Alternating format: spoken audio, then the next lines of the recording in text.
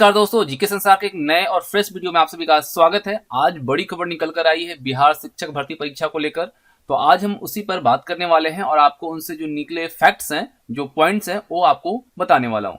तो ये आपको जो पेपर दिख रहा है, ये प्रभात खबर का खबर है और इसमें बताया गया है कि कैबिनेट की हरी झंडी मिल चुकी है और बीपीएससी करेगा शिक्षकों की बहाली और जो विज्ञापन है वह इसी माह जारी होने की संभावना बताई गई है। 1,78,000 विद्यालय अध्यापक होंगे नियुक्त और इनको जो वेतन मिलेगा वो 44,130 से लेकर 55,610 तक मिलेगा, ये बताया गया है। तो चलिए जानते हैं पूरी खबर को, आखिर इसमें क्या क्या उल्लेख किया गया है। राज्य सरकार यानी बिहार राज्य विद्यालय अध्यापक नियुक्ति, स्थानांतरण, अनुशासित कार्रवाई एवं सेवा सर नियमावली 2023 में किए गए प्रावधानों के तहत राज्य के सरकारी स्कूलों में कक्षा 1 से लेकर 12वीं तक की पढ़ाई के लिए 1.78 लाख से अधिक शिक्षकों की नियुक्ति करेगी। बिहार लोक सेवा आयोग यानी बीपीएससी के माध्यम से यह भर्ती परीक्षा होनी है और शिक्षा विभाग के प्रस्ताव पर मंगलवार को मुख्यमंत्री नीतीश कुमार की अध्यक्षता में जो कैबिनेट थी वह मोहर लगा दी है और प्रशासी पद वर्ग समिति द्वारा तय मूल वेतन के साथ सरकार जो है वो कर्मचारी को मिलने वाले भत्ते और पेंशन की स्वीकृति दे दी है और अब जल्द शिक्षकों की नियुक्ति के लिए अभियाचना जो है वह बीपीएससी को भेजी जाएगी। कैबिनेट विभाग के अपर मुख्य सचिव डॉक्टर एस सिद्धार्थ ने प्रेस कॉन्फ्रेंस में यह जानकारी दी और उन्होंने बताया कि विद्यालय अध्यापकों को 44,130 रुपए से लेकर 55,610 रुपए तक ग्रॉस सैलरी मिलेगी। और यहाँ पे और चीजों को चर्चा किया गया है कि जो विज्ञापन है मई में जारी हो सकता है और शुक्रवार की कैबिनेट में इसके साथ ही 18 एजेंडों पर मोहर लगी है। अब देखिए यहाँ पे अगर हम थोड़ी चीजों को देखें तो यहाँ पे आप देखेंगे कक्षा 1 से 5 तक का जिक्र किया गया है और इसमें जो बताया गया है कि विद्यालय शिक्षकों का मूल वेतन जो होगा वो 25,000 होगा और ग्रॉस सैलरी जो होगा यानी टोटल सैलरी जो बनेगा वो 44,130 रुपए मिलेगी। और ये नियोजित शिक्षकों को जो मिलने वाले वेतन है उससे ग्रॉस सैलरी में अगर डिफरेंस देखा जाए तो 6300 रुपए अधिक है। वहीं कक्षा 6 से 8 तक की बात की गई है, इसमें बताया गया है कि मूल वेतन जो है 28,000 और ग्रॉस सैलरी जो होगा 49,050 रुपए होगा और ये जो वेतन मिलेगा वो नियोजित शिक्षकों को मिलने वाली ग्रॉस सैलरी से 9300 रुपए अधिक है। वहीं कक्षा 9वीं से 10वीं की बात जो की गई, इसमें मूल वेतन 31,000 और ग्रॉस सैलरी जो होगा वो 53,970 रुपए होगा और यह नियोजित शिक्षकों को मिलने वाली ग्रॉस सैलरी से 14,200 रुपए अधिक है। कक्षा 11वीं से 12वीं में आपका जो मूल वेतन होने वाला है वो 32,000 और ग्रॉस सैलरी जो होगा वो 55,610 रुपए और ये जो नियोजित शिक्षक को मिल रहा है वेतन उस ग्रॉस सैलरी से 14,000 रुपए अधिक है। अब देखिए जो विद्यालय शिक्षकों के सृजित पद है उसमें 1 से कक्षा 5 तक के लिए 85,477, 6 से 8 तक 1,745, 9 से 10 तक 33,186 और 11 से 12 तक 57,618 और इसमें 87,222 पद सृजित जो किए गए हैं वो प्राथमिक से मध्य स्कूलों के शिक्षकों के लिए किया गया है और 90,804 पद जो है यह +2 स्कूलों के शिक्षकों के लिए किया गया है। और इसमें यह भी बताया गया है कि सरकार पर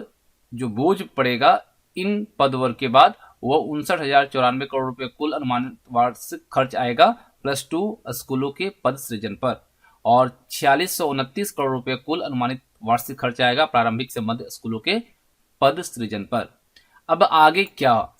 देखिए शिक्षा विभाग के अपर मुख्य सचिव दीपक कुमार सिंह ने बताया कि रोस्टर क्लियरेंस के लिए सृजित पदों को जिलों में भेजा जाएगा और इसके लिए सभी जरूरी दिशा निर्देश जो है जिला को भेज दिए गए हैं और रोस्टर जो है वो क्लियरेंस जल्दी ही पूरी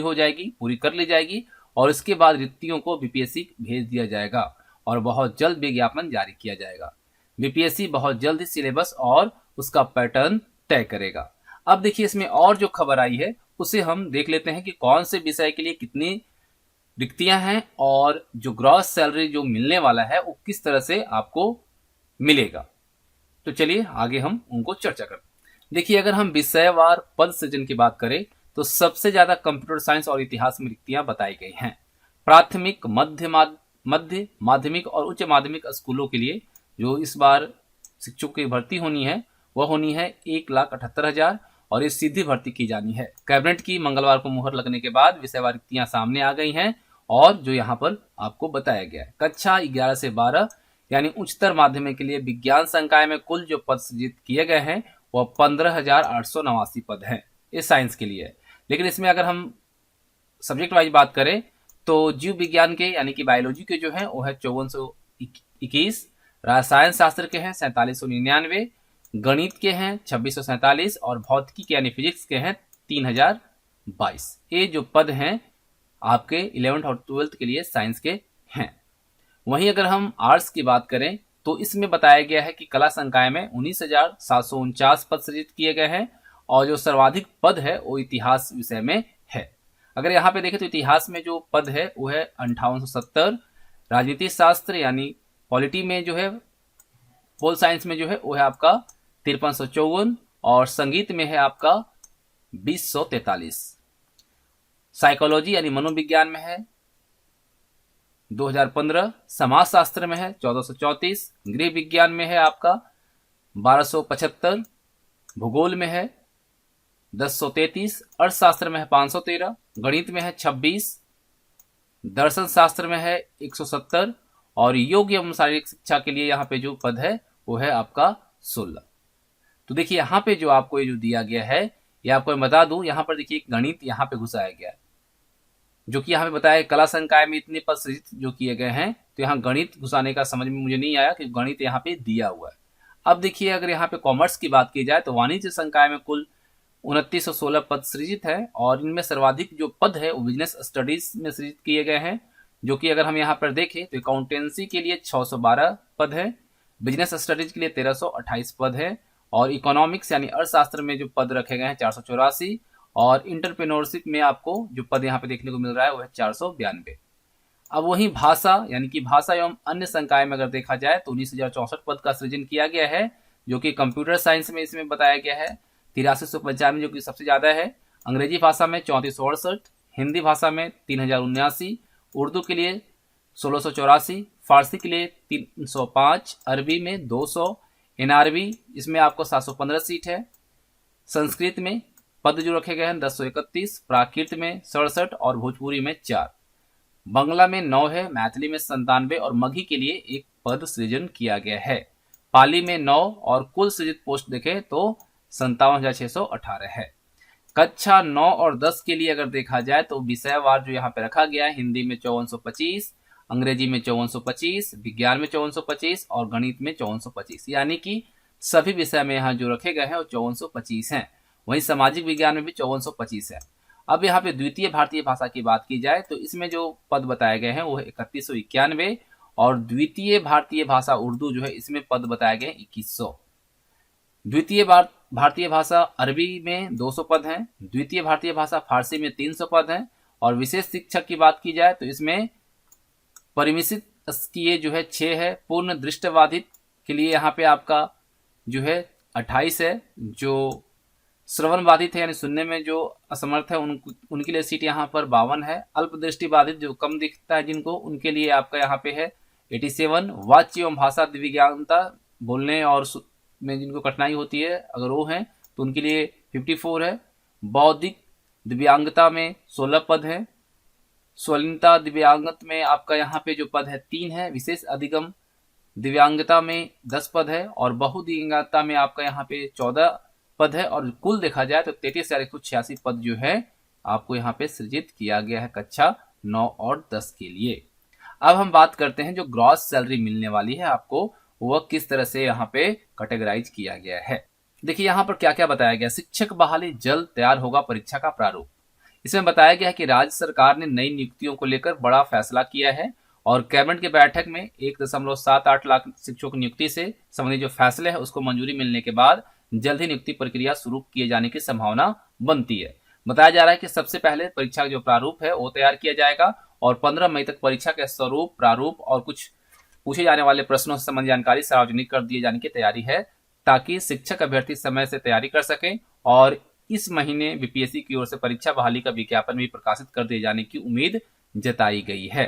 राज्य सरकार की ओर से शिक्षकों के लिए मूल वेतन पर भी मुहर लगा दी गई है और कैबिनेट फैसले के अनुसार 11वीं से 12वीं कक्षा के अध्यापकों का मूल वेतन जो होगा वह 32,000 और 9वीं से 10वीं के लिए 30,000 और 6ठी से 8वीं तक का जो रहेगा यहाँ पर वो 28,000 और पहली से 5वीं वर्ग के लिए शिक्षकों का जो मूल वेतन होने वाला है वह 25,000 फिक्स किया गया है। और अब अगर हम यहाँ पे देखें तो विद्यालय शिक्षक और नियोजित शिक्षकों का वेतन में कितना अंतर होने वाला है।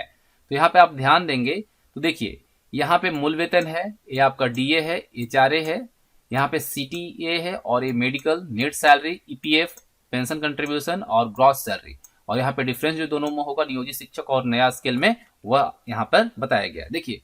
अगर हम प्राइमरी स्कूल की बात करें यानी कि क्लास 1 to 5 की बात करें तो नियोजित शिक्षकों को अभी जो मूल वेतन मिलता है वो 21,290 है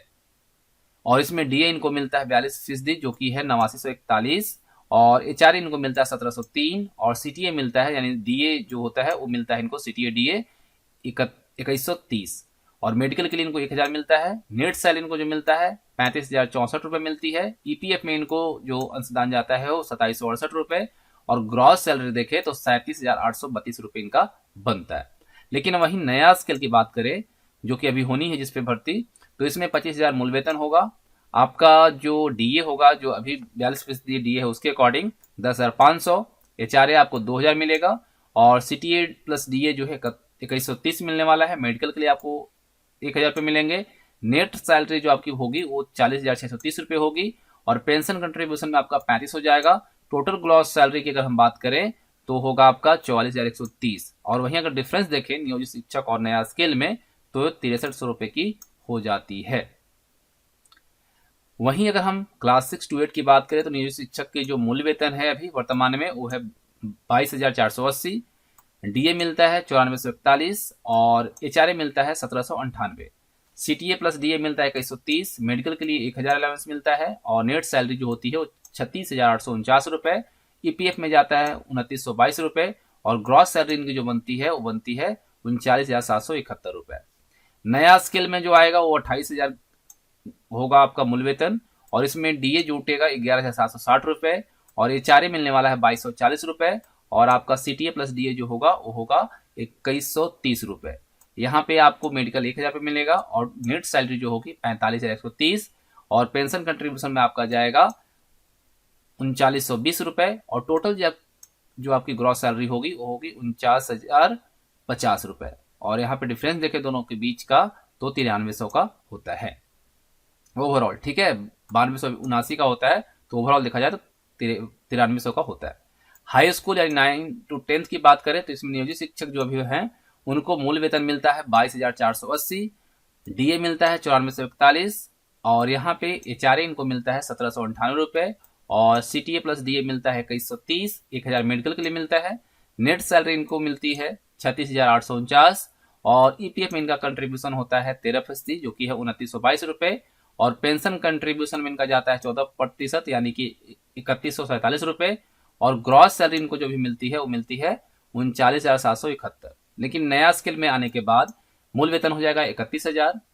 13,020 रुपए जो है वो डीए मिलेगा जो कि अभी 42% उसके अकॉर्डिंग और एचआरए मिलेगा 2480 और यहाँ पे इनको सीटीए डीए मिलने वाले 2130, 1,000 रुपये आपको मेडिकल के लिए मिलेगा। अगर हम नेट सैलरी की बात करें तो 49,630 रुपये हो जाता है और यहाँ पे आपको पेंशन कंट्रीब्यूशन में 14% जो होगा वो होगा 4340 और दोनों को जोड़ देंगे तो आपका ग्रॉस सैलरी जो होगा 53,970 रुपये होगा और ये डिफरेंस आ जाता है नियोजित शिक्षक और नया स्केल में वो होता है 14,200 का।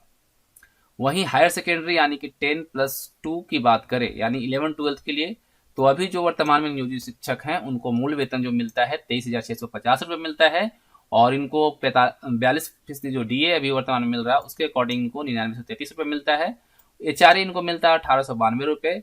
सीटीए प्लस डीए मिलता है 2130, मेडिकल के लिए 1,000 और इनको नेट सैलरी जो मिलती है वो 38,605 रुपये है जिसमें कि ईपीएफ इनका 3,074 रुपये जाता है और ग्रॉस सैलरी अगर देखा जाए तो इनको मिलता है 41,679 रुपये। नया स्केल आने के बाद इनको जो मूल वेतन है 23,650 वो हो जाएगा 32,000 और उसके बाद इसमें डीए जो 42% अभी है तो मिलेगा 13,440 रुपये और एचआरए होने वाला है 2560, 2130 रुपये जो है वो सीटीए डीए मिलेगा, 1,000 मेडिकल के लिए और ग्रॉस सैलरी जो होगा वो होगा आपका 55,610। लेकिन यहाँ पे आपका पेंशन कंट्रीब्यूशन जो 4480 और नेट आपका जो सैलरी होगा वो होगा 51,130। लेकिन अगर देखा जाए तो नियोजित शिक्षक और नया स्केल में जो डिफरेंस है